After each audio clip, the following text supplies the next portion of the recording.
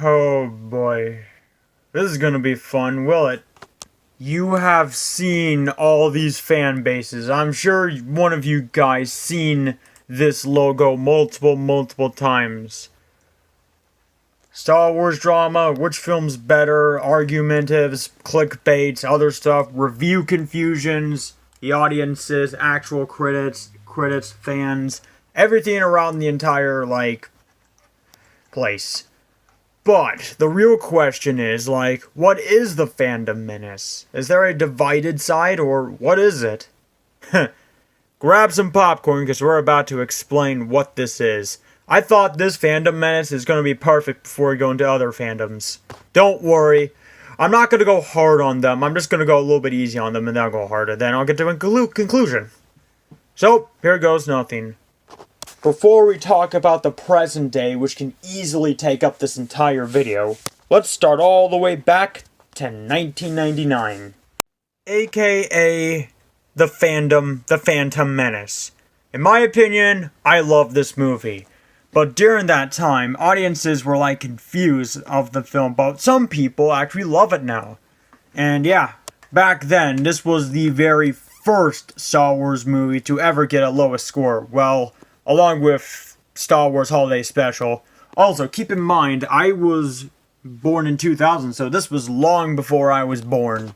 So I'm assuming that's where Star Wars fans got the name. Fandom, Phantom. I get it. Very funny. As the years went on, and during those earlier years, the prequels have been they've been bashed on a lot ever since, before Disney even bought Star Wars. Attack of the Clones was okay-ish for fans, including me, but then when we got to the Revenge of the Sith part, George Lucas was like, you want me to make a very dark Star Wars films? Fine, I'll make a dark Star Wars films, and that's where everyone started to like Star Wars again. And yeah, in my opinion, I don't care what anyone says, I actually love the sequel trilogy the way it is. Especially with Revenge of the Sith. Now that Star Wars movie is a masterpiece. And everything else about it. So yeah, for years now, some fans still think the films are jarring, but after getting used to these films for years to go on, they're starting to like it now. And it's about time at least. And yeah. And throughout years, we also got Star Wars prequel games, which some of them absolutely kicked ass. And of course, before Disney bought Lucasfilm, they made Clone Wars, which wasn't made by George Lucas. It was made by a cast that actually hated the prequel trilogy, so they wanted to fix it up and create mini-stories. So that's what they finally did. So they made a movie about it, which sadly, it got a lot of hardcore treatment. So yeah, I'm not sure why this movie, to be honest, I don't even know why this film got a lot of bad reviews. When I saw this film when it came out in theaters, yes, this was my very first Star Wars film I've ever seen when I was little. This actually very much was very awesome for me. I've dreamed about a 3D animated Star Wars movie when I was little ever since, and it looks like we finally got one, and for me, I actually love this concept of Star Wars. Of course, this divided fans as well. So the Clone Wars cast decided to make a TV series of it. And of course, add some brutal deaths to the series, which in my opinion, was badass. This is why Clone Wars was the shit back then. It had a ton of brutal deaths back in the day, and I'm actually kind of surprised how Cartoon Network allowed this back in the day. This was awesome back then. Some people wanted a dark Star Wars series, and they finally got one. And of course, the day they brought back Darth Maul. Holy shit, let me tell you, that was the day that blew up my brain in my early years in my childhood. I was like, holy crap, they're gonna bring back Darth Maul. That is so cool. Also, a fun fact about Clone Wars Darth Maul. He was actually voiced by Star Wars The Force Unleashed voice actor Sam Ryder. And let me tell you, his voice for Darth Maul and Starkiller kicked ass big time. Please, please, Disney, make a Star Wars movie of Starkiller. I am just begging you to death. But sadly, things don't get better all the time. In 2012, at this moment, George Lucas knew he screwed up from the get-go when he sold the rights to Disney. Now, I don't even know what the story about this is, but yeah, George Lucas kind of like, fine, take my baby and give me some sweet badass money. And that's what they did. Just for the record, I love Bob Iger better than the other Bob, mainly because he saved Spider-Man from Sony, which is a whole other story I've said before, and more depth will come into it later. This, of course, made a lot of fans concerned. They were like, how are they going to screw up the franchise, blah, blah, blah, and other stuff. Well, for one, Disney would cancel Clone Wars, which was terrible, but they did give us a sequel trilogy. Now, here's my opinion. I know a lot of Star Wars fans are going to kill me or even say your ass is mine to me, but here's my strongest, powerful opinion about the sequel trilogy. In my opinion, I love it. Now, please don't kill me. Like, in my opinion, here, keep in mind, these Star Wars films are the very first ever Star Wars films I've seen ever in movie theaters. And to me, I've always wanted to see a Star Wars film in theaters before, and this is the closest I can get. Well, at least it had its fair share of flaws, but I will respect people's opinions that some of these sequel trilogies have their corny moments. But hey, to keep things fair and even, they didn't kill off R2-D2 and C-3PO the entire time, so a lot of Star Wars fans are going to say fair enough to me. I mean, seriously, why does no one ever talk about these two? These two are the true Skywalkers of the entire goddamn saga. But anyways, this left a bunch of fans divided.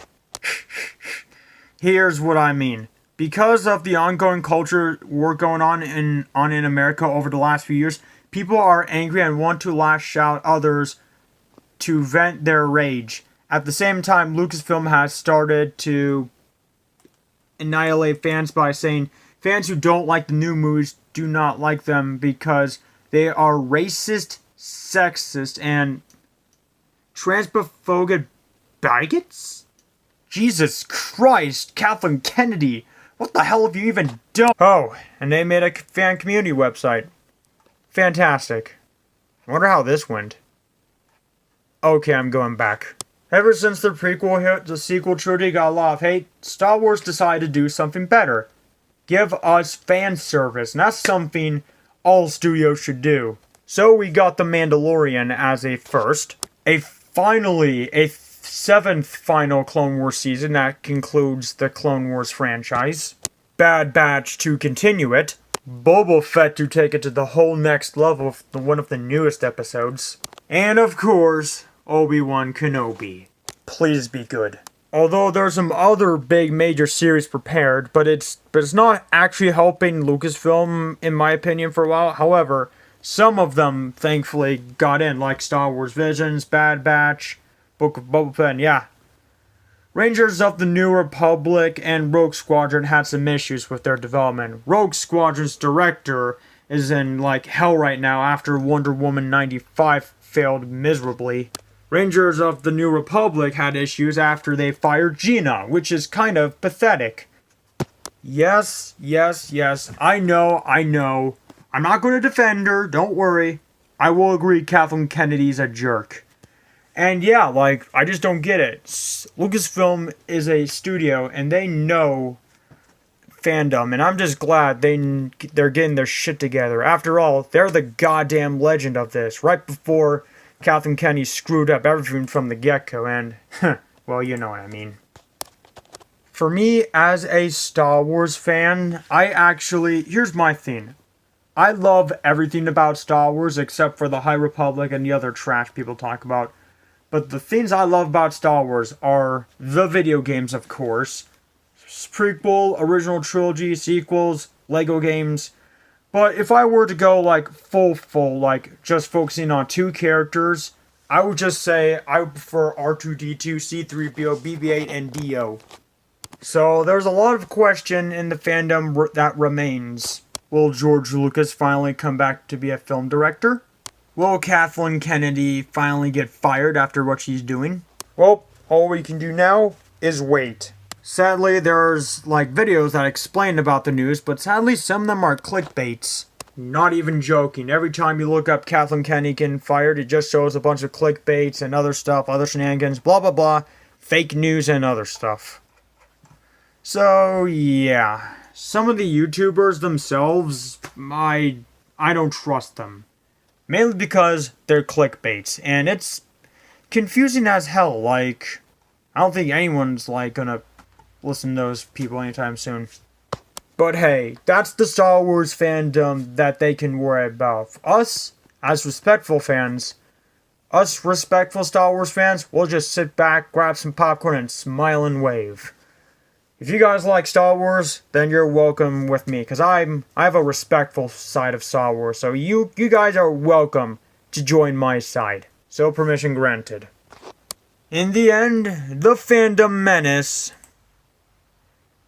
is bad and very toxic. So, yeah. So I hope you guys were entertained by that video and kind of interested. For me, I'm a respectful Star Wars fans and one of those respectful, honest fans, and yeah, and other shenanigans. But I'm out of words. I might do more of these fandoms, like, eventually later. Like, I've already done a bunch of them on the Nintendo fanbase, but the Sonic fanbase is going to be next on my list. But it's going to take me a while to see the good side and the respectful side in that fanbase. So, yeah. Other than that, hope you guys love this video, subscribe for more, and I will see you guys in the next video. So, peace out.